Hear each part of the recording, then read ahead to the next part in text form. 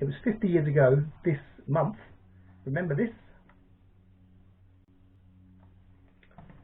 June the 1st, 1967, the Beatles released Sgt Pepper, the Lonely Hearts Club Band.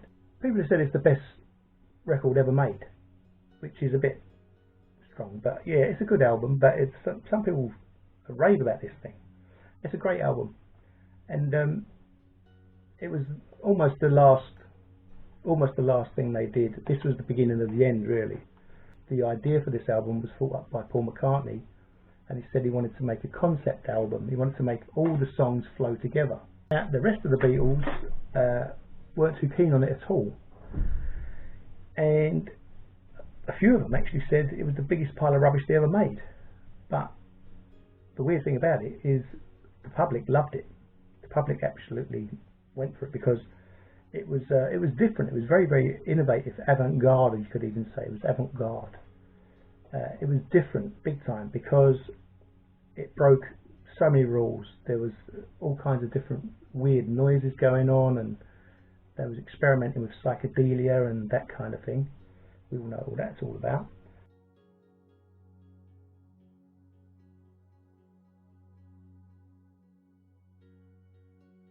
The story that goes to this album is interesting, right? Because basically they've become alienated from their fans. They've become alienated from the music. They didn't know what they were doing, and they were lost. And so McCartney, or I think it was McCartney, came up with the idea of, let's make up a band, just a completely fictitious band, and let that band sing exactly what he wants. Each person can make a contribution. We'll just make up a completely fictitious thing, because they were falling apart. They were falling apart big time.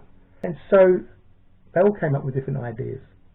Now, John Lennon's contribution to this was significant, to say the least.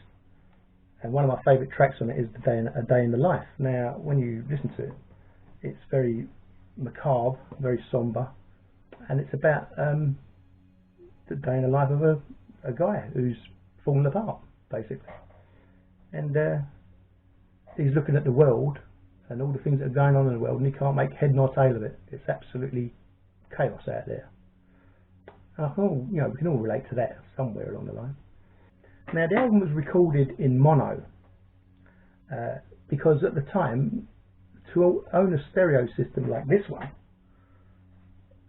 would cost a fortune. Very few people had stereo systems. People used to listen to the radio, which was a mono, one speaker, or in their car. Very few people had car radios, but if you did have a car radio, it was mono. So this album was originally released in mono. Then just before, you know, the big push, someone went, oh my God, we should actually release it in stereo. And so they went back into the studio and really, you know, rehashed it in stereo. But no one would, I mean, nowadays you'd look at it and go, oh my God, that sounds awful, or whatever. But no one knew what stereo was supposed to sound like anyway. So, you know, you'd have the drums coming out of one thing and someone's voice coming out of another speaker. And that was novel enough back in the 60s and early 70s. Oh, look, there's something coming out of that speaker, something coming out of that speaker. People were impressed by stuff like that because it was new.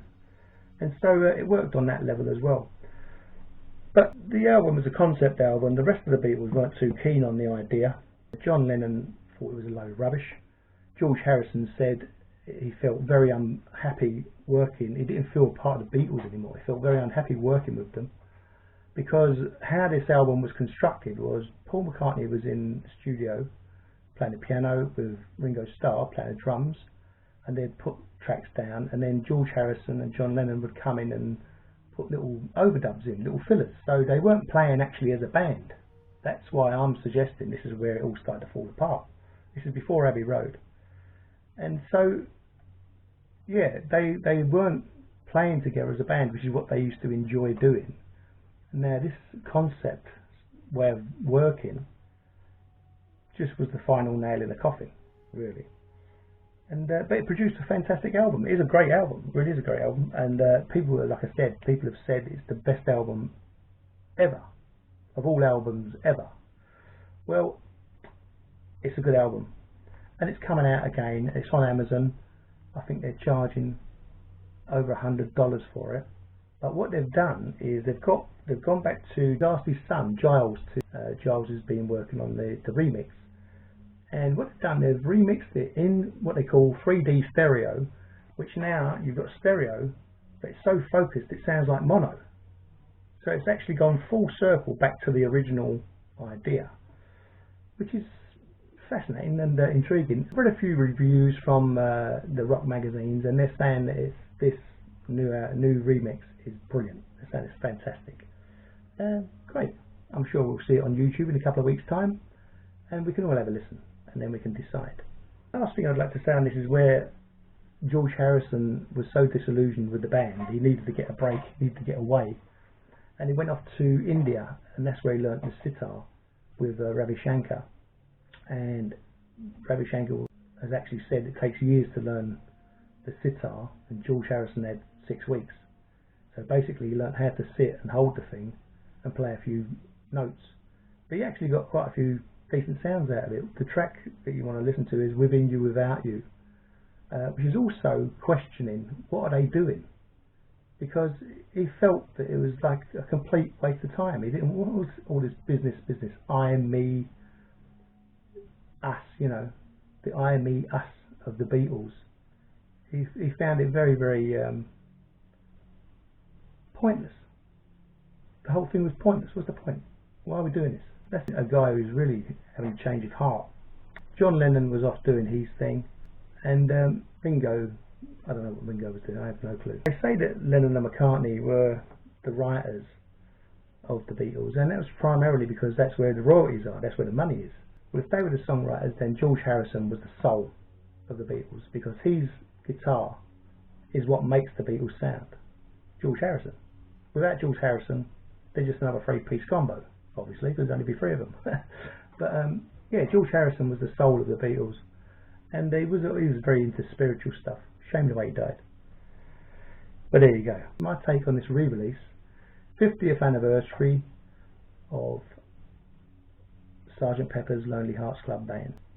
This came out when I was 11 years of age, and I remember sitting there thinking, like when I was in my 20s and I used to listen to this, I listened to this for years. I used to sit there and think, God, when I'm 64, that's years away, that's some distant future. And there I am now, 50 years later, and it's just 3 years away, and it's kind of weird. Very strange. Strange days indeed. Okay, that's enough for now. Speak to you next time.